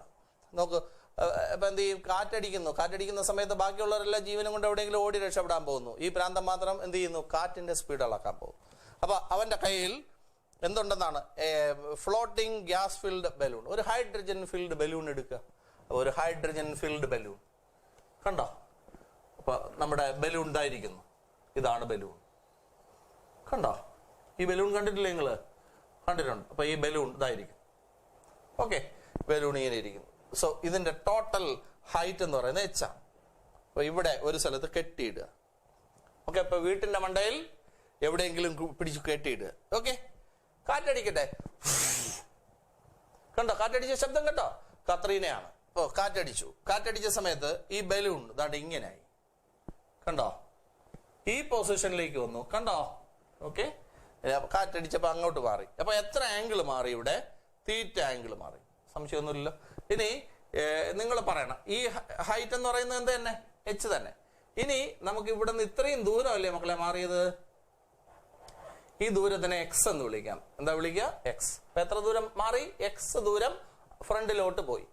ഇനി ഞാൻ ഇതിനെ 2 രീതിയിൽ ചെയ്ത് കാണിക്കാം. നിങ്ങൾക്ക് ഏത് രീതിയിൽ വേണോ എക്സാമിന് എഴുതാം. നമ്മളിവിടെ ഈ സാധനം കണ്ടിട്ട് ഒരു ട്രയാങ്കിൾ പോലെ തോന്നുന്നു. അതൊരു സെക്ടർ ആയിട്ട് നിങ്ങൾ കൺസിഡർ ചെയ്തോളൂ. സെക്ടറിന്റെ ഇക്വേഷൻ പറ. Angle is equal to arc by radius എന്നാണ് equation. Angle is equal to arc by radius. ഇവിടുത്തെ ആംഗിൾ പറ. Theta is equal to arc എത്രയാ? എക്സ് ഡിവൈഡഡ് ബൈ ഇവിടുത്തെ റേഡിയസ് എന്ന് പറയുന്നത് എച്ച് അല്ലേ. അപ്പൊ ഇതിനകത്തുനിന്ന് നമുക്ക് എക്സ് കണ്ടുപിടിക്കണം. What is X? X is equal to H theta എന്നെടുക്കാം. ഓക്കെ, എച്ച് തീറ്റ എന്നെടുക്കാം. അങ്ങനെയാണെങ്കിൽ നിങ്ങൾ പറയൂ, സ്പീഡ് എങ്ങനെ കണ്ടുപിടിക്കും? Speed is equal to distance by time എന്നല്ലേ. ഡിസ്റ്റൻസ് ഡിവൈഡഡ് ബൈ ടൈം എന്നാണ്. ഡിസ്റ്റൻസ് ഇവിടെ എത്രയാ? എക്സ് അല്ലേ. അപ്പൊ എക്സ് ഡിവൈഡഡ് ബൈ ടൈം. അപ്പൊ എക്സ് എത്രയാ? H theta divided by T. അപ്പൊ ആൻസർ എത്ര വരും? ഇതാണ് answer. Answer H theta divided by T എന്നാണ്. ഈ മോഡലിൽ ചെയ്താൽ എനിക്ക് കിട്ടുന്നത്. പ്രയാസമൊന്നുമില്ലല്ലോ. ഇനി അടുത്ത വേറൊരു മോഡലിൽ ഞാൻ ചെയ്ത് കാണിക്കാം. നമ്മുടെ ഈ ഇവിടുത്തെ ഇത് ഒരു റൈറ്റ് ട്രയാങ്കിൾ ആണെന്ന് നിങ്ങൾ അസ്യൂം ചെയ്യുകയാണെങ്കിൽ ഇത് ഏത് രീതിയിൽ ചെയ്താലും ആൻസർ കറക്റ്റ് അല്ല. കാരണം ഇത് ആക്യുറേറ്റ് ആൻസർ ഒന്നും അല്ല. അപ്പൊ നമ്മൾ ഇത് റൈറ്റ് ട്രയാങ്കിൾ ആയിട്ട് കൺസിഡർ ചെയ്യുകയാണെങ്കിൽ നിങ്ങൾ അതിനെ ടാൻ തീറ്റ എന്ന് എടുത്തോളൂ. അപ്പൊ tan theta is equal to പറയൂ ഓപ്പോസിറ്റ് സൈഡ് ഡിവൈഡ് പറഞ്ഞോ opposite side by adjacent side. ഇനി tan theta is equal to opposite side പറയൂ എക്സ്, അതിന് അഡ്ജസന്റ് സൈഡ് എച്ച് പറയൂ എക്സ് ബൈ എച്ച്. ഇനി ഇതിനകത്തുനിന്ന് എക്സ് എത്ര? H tan theta. കുഴപ്പമൊന്നുമില്ലോ. അപ്പൊ ഇത്രയായി. ഇനി സ്പീഡ് കണ്ടുപിടിക്കാനുള്ള ഇക്വേഷൻ പറ. Speed is equal to distance divided by time. Distance divided by time. ഇനി അപ്പൊ ഇസ് ഈക്വൽ ടു ഡിസ്റ്റൻസ് എത്രയാ? എക്സ് അല്ലേ ഡിവൈഡഡ് ബൈ ടൈം. അപ്പൊ നിങ്ങൾ പറയൂ എക്സിന്റെ value H tan theta divided by T ആണോ? അപ്പൊ സ്പീഡിന്റെ ആൻസർ എന്ത് കിട്ടി? H tan theta divided by T. അപ്പൊ ഇതിനകത്ത് ഏതൊക്കെ കിട്ടും? ടിയും ടിയും വെട്ടും. ബാക്കി എന്ത് കിട്ടി? ഹാൻ തീറ്റ എന്ന് കിട്ടി. ശരിയല്ലേ? എന്തൊരു സന്തോഷം നോക്കൂ. ഇങ്ങനെ ഒരു സാധനം കണ്ടിട്ടുണ്ടോ? Sine theta, cos theta, tan theta, cosec theta, sec theta, cot theta, ഇത്രയല്ലേ കേട്ടിട്ടുള്ളൂ. ഹാൻ തീറ്റ എന്ന് പറയുന്ന സാധനം കേട്ടിട്ടുണ്ടോ? എവിടെയാണ് കണ്ടോണ്ടിരുന്നത്? ഇത് തെറ്റല്ലേ? അപ്പൊ സന്തോഷമായിട്ട് കണ്ടോണ്ടിരിക്കുകയായിരുന്നു. ടീം വെട്ടുമോ? വെട്ടിയാൽ ഞാൻ വെട്ടും. നോക്കൂ. അപ്പൊ ഇവിടെ ആൻസർ ഫൈനൽ ആൻസർ കിട്ടി എന്താണ്? H tan theta divided by T എന്നാണ്. അപ്പൊ സ്പീഡ് ഓഫ് വിൻഡ് കാൽക്കുലേറ്റ് ചെയ്തു. എത്ര? H tan theta divided by T. H എന്ന് പറയുന്നത് ആ ഹൈറ്റ്. ഇനി അടുത്ത ടാൻ തീറ്റ അവിടുത്തെ വാല്യൂവിന്റെ ടാൻ കണ്ടുപിടിക്കണം. ഇനി ഡിവൈഡഡ് ബൈ ടൈം. അവിടെ നിന്ന് അങ്ങോട്ട് പോകാൻ എത്ര സമയം എടുത്തു? ബലൂൺ ഇനീഷ്യൽ പൊസിഷനിൽ നിന്ന് ഫൈനൽ പൊസിഷനിൽ വരാൻ എടുത്ത ടൈം. ഇനി നോക്കൂ, ആംഗിൾ വളരെ ചെറുതാണെങ്കിൽ ടാൻ തീറ്റയെ അപ്രോക്സിമേറ്റ്ലി ഈക്വൽ ടു തീറ്റ എന്ന് വേണമെങ്കിൽ എടുക്കാം. അങ്ങനെയാണെങ്കിൽ ഈ ആൻസർ എന്തെന്ന് എഴുതാം? H theta divided by T എന്നായില്ലേ? അപ്പൊ നേരത്തെ ഉള്ള അതേ ആൻസർ കിട്ടിയോ? ഇതിൽ ഏത് മെത്തേഡും നിങ്ങൾക്ക് ഉപയോഗിക്കാം. ഞാനിപ്പോ ഇതിനകത്ത് സെക്കൻഡ് മെത്തേഡാണ് നിങ്ങളുടെ നോട്ടിനകത്ത് ഉപയോഗിച്ചിരിക്കുന്നത്. ഓക്കെ, ഏതെഴുതിയാലും ആൻസർ ആണ്. അപ്പൊ H tan theta by T എന്ന് ഒരാൾ ആൻസർ എഴുതിയാലും ശരിയാണ്. അല്ലെങ്കിൽ ടാൻ തീറ്റ സ്മോൾ ആയതുകൊണ്ട് എച്ച് തീറ്റ ബൈ ടി എന്നൊരാൾ എഴുതിയാലും ശരിയാണ്. അപ്പൊ അതിനൊന്നും ആരും വെട്ടിയൊന്നും കളയില്ല. So listen. അപ്പൊ എന്താണ്? How can you measure wind speed എന്നാണ് എന്റെ ക്വസ്റ്റ്യൻ. പറയൂ, എങ്ങനെ വിൻഡ് സ്പീഡ് കണ്ടുപിടിക്കും? എന്താണ്? അറ്റാച്ച്. So you take എന്താണ്? Hydrogen filled balloon. Okay, then attach it to some point on the roof. Okay, then അടുത്ത എന്താണ്? The total height including the balloon and thread is h. സ്വന്തം sentence, എന്റെ sentence അല്ല. Then അടുത്ത പറയൂ, due to wind. See, the initial position of the balloon is A.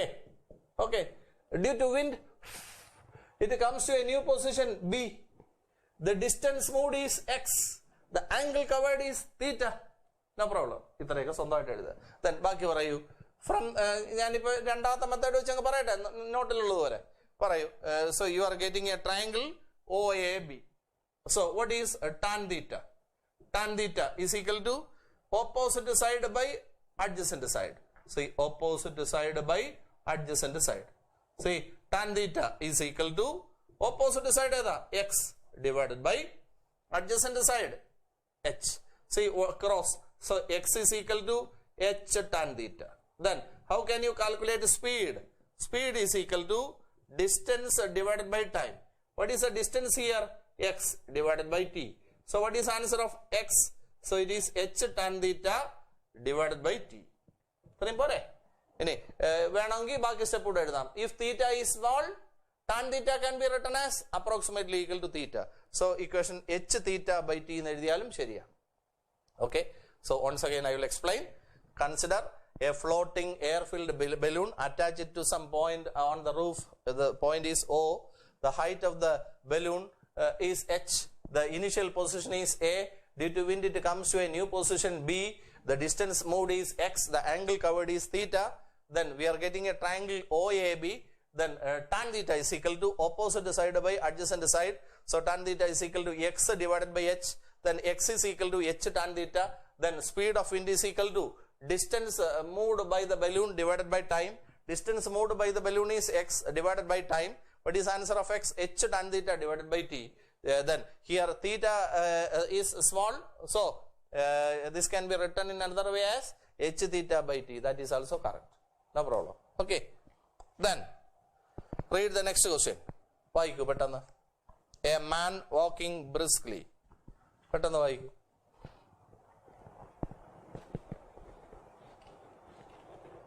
വായിച്ചോ?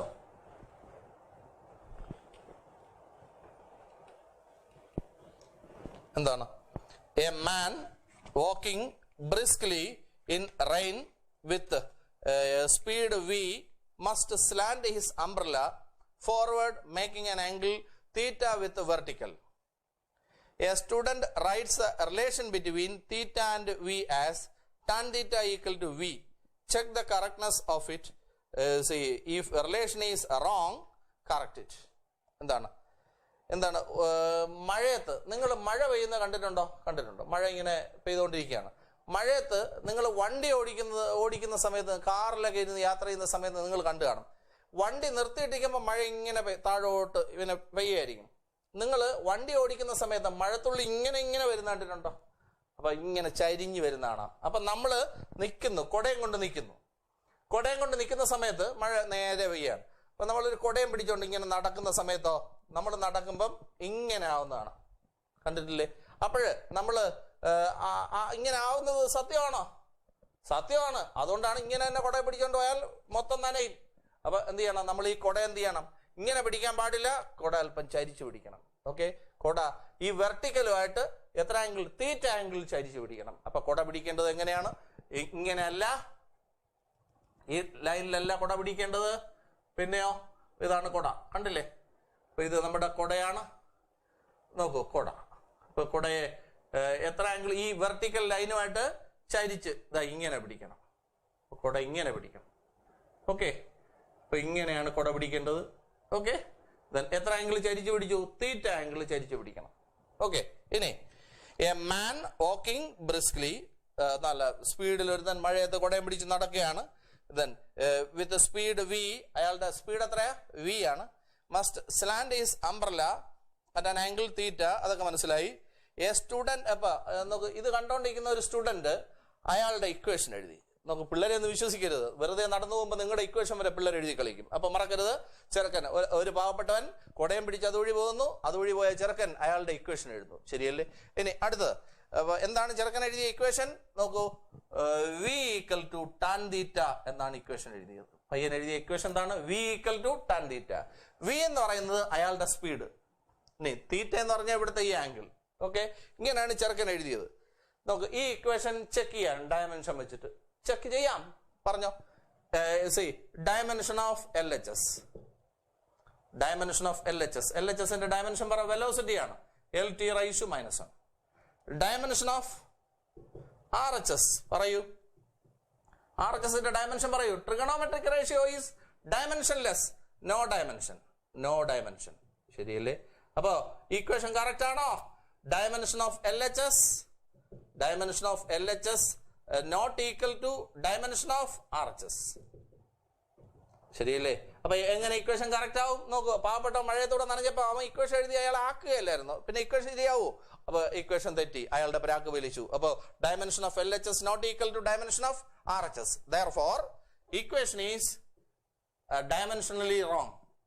Equation wrong. Dimensionally wrong. Okay?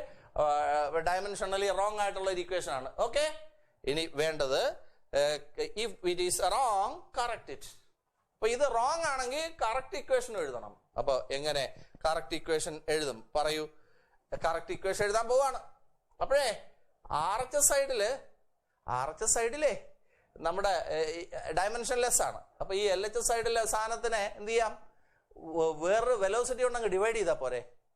L H എസിൽ ഒരു velocity ഉണ്ടോ? ആ വെലോസിറ്റിയുടെ അടിയിൽ വേറൊരു വെലോസിറ്റി ആയിട്ട് എഴുതിയാൽ പോരെ.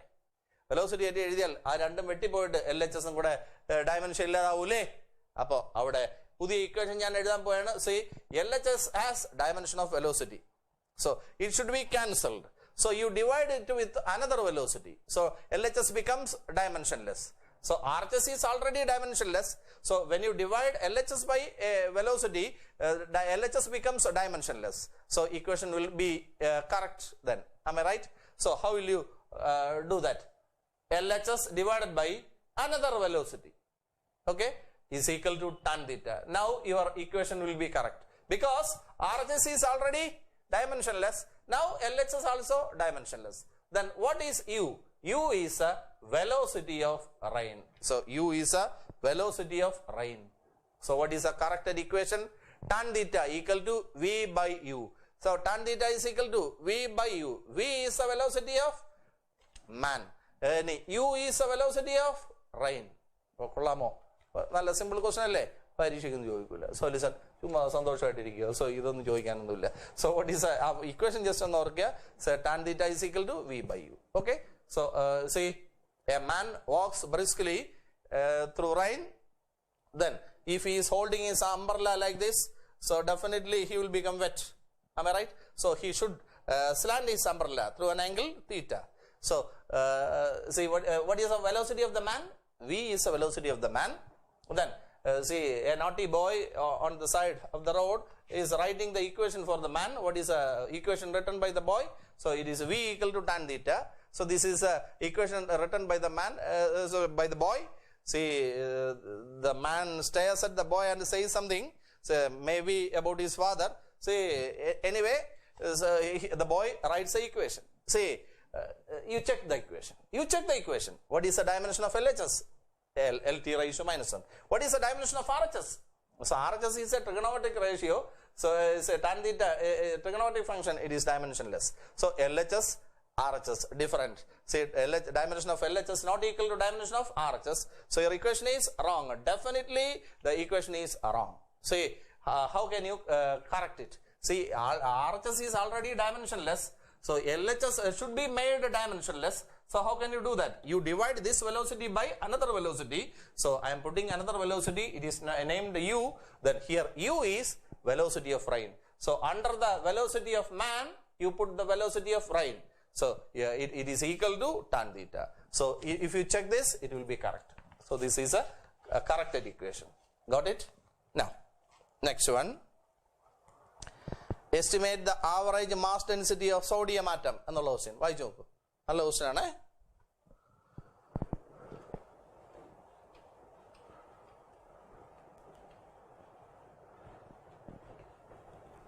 വായിച്ചോ?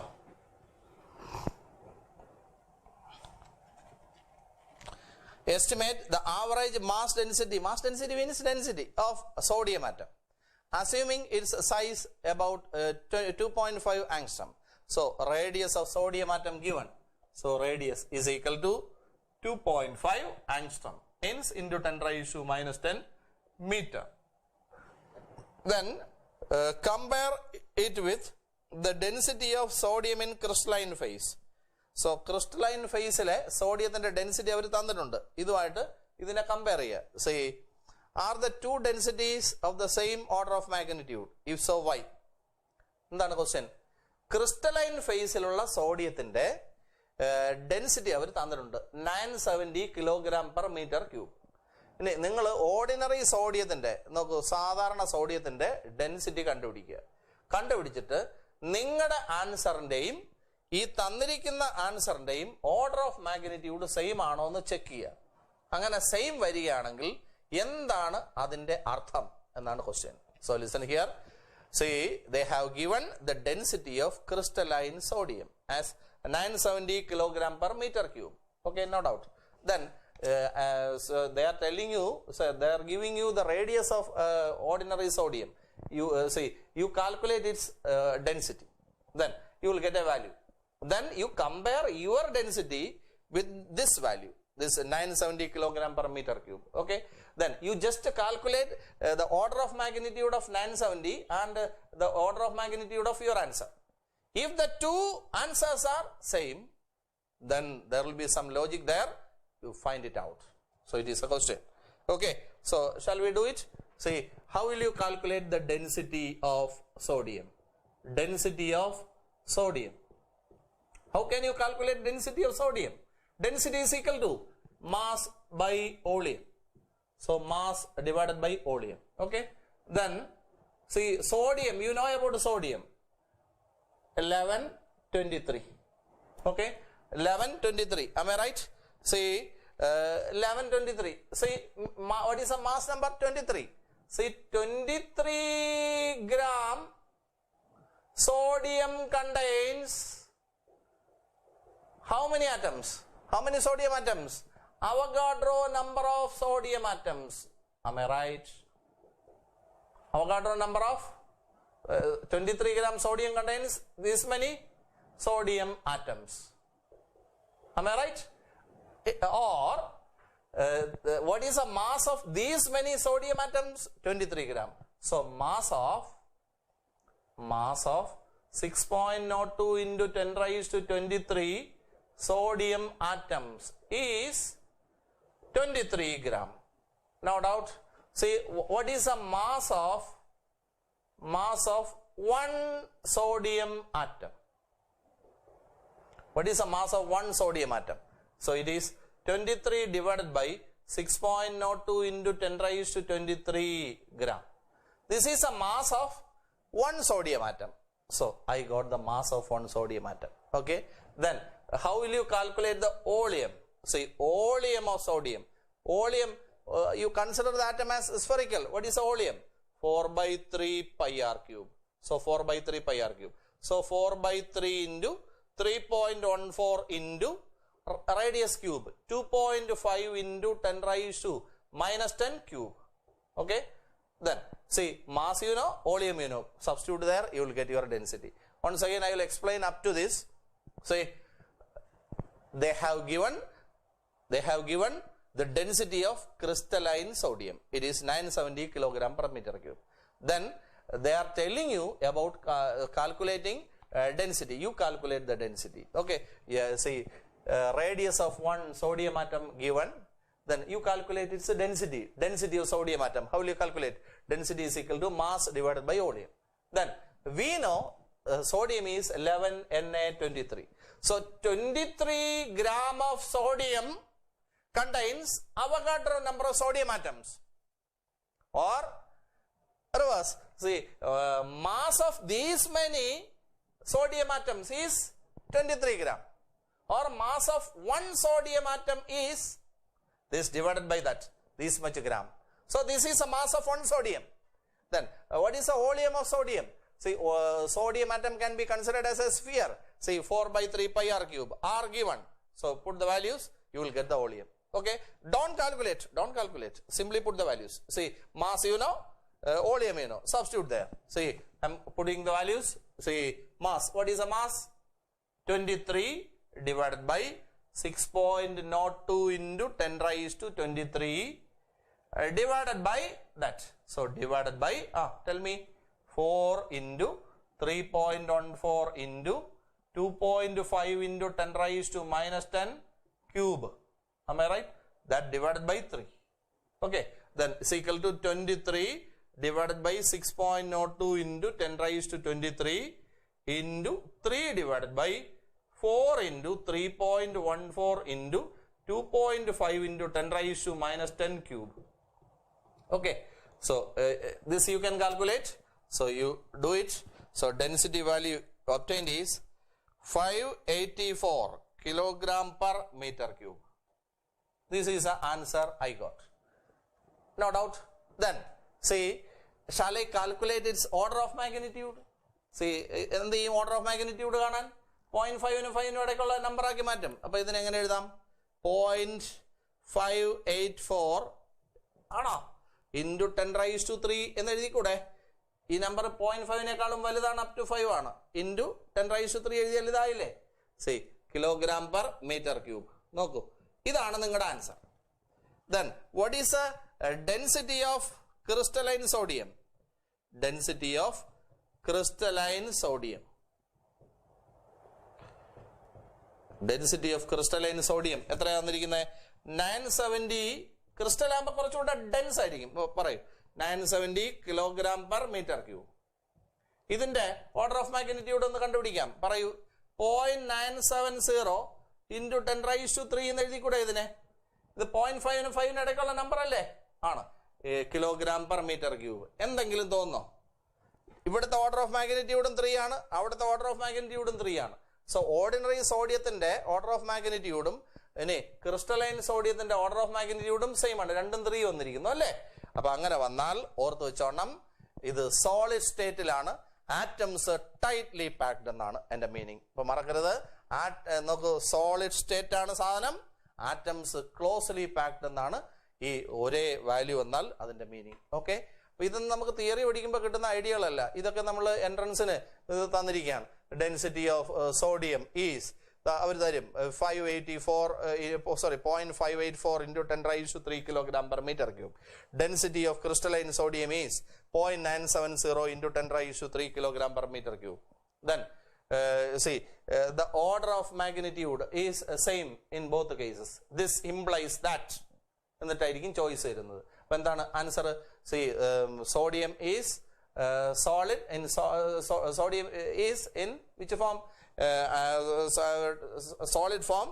Then atoms are tightly packed എന്നാണ് എൻ്റെ meaning. So in solid form atoms are tightly packed എന്നാണ് ഇതിന്റെ meaning. Okay, so I'll explain the entire things once again. Listen properly. See, they have given the density of crystalline sodium. So what is answer? 970 kilogram per meter cube. No doubt. You can calculate the order of magnitude. So you write it as a number between 0.5 and 5. Then that multiplied by 10⁻³. So what is order of magnitude? 3. Naturally, you know. Then see, they have given you the details of sodium atom. See, what is the radius of sodium? This one. You calculate its density. What is the density? Mass divided by volume. So mass of sodium atom you must know. Volume you must know. So you calculate. So you know about sodium. Sodium is 11 Na23. Then 23 gram of sodium contains Avogadro number of sodium atoms.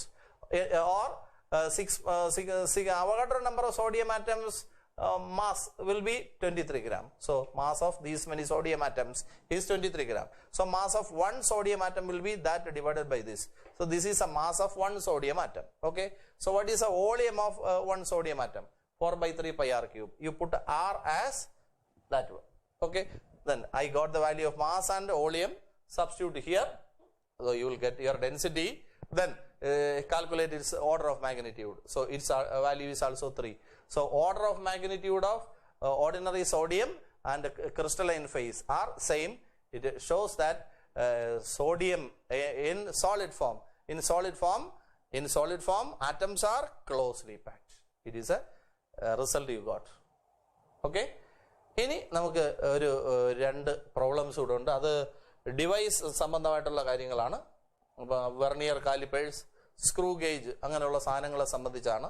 അപ്പോൾ അത് നമുക്കൊരു video ഒക്കെ കണ്ടിട്ട് നമുക്ക് അടുത്ത ദിവസം നമ്മൾ എന്തായാലും നെക്സ്റ്റ് ചാപ്റ്റർ തുടങ്ങും. അപ്പോൾ തുടങ്ങുന്നതിന് തൊട്ട് മുമ്പ് ഒരു കൊച്ചു ഇതിൽ നമുക്കൊരു 2 പ്രോബ്ലംസ് കൂടെ ചെയ്ത് കാണിക്കാനുണ്ട്. അപ്പോൾ അത് നമുക്ക് അടുത്ത ദിവസം ചെയ്യാം. ഓക്കെ, പോരെ? എത്രയും അപ്പോൾ ഇത് പഠിച്ച് നല്ല മിടുക്കന്മാരായിട്ട് വേണം അടുത്ത ക്ലാസ്സിൽ വരാൻ. ഓക്കെ.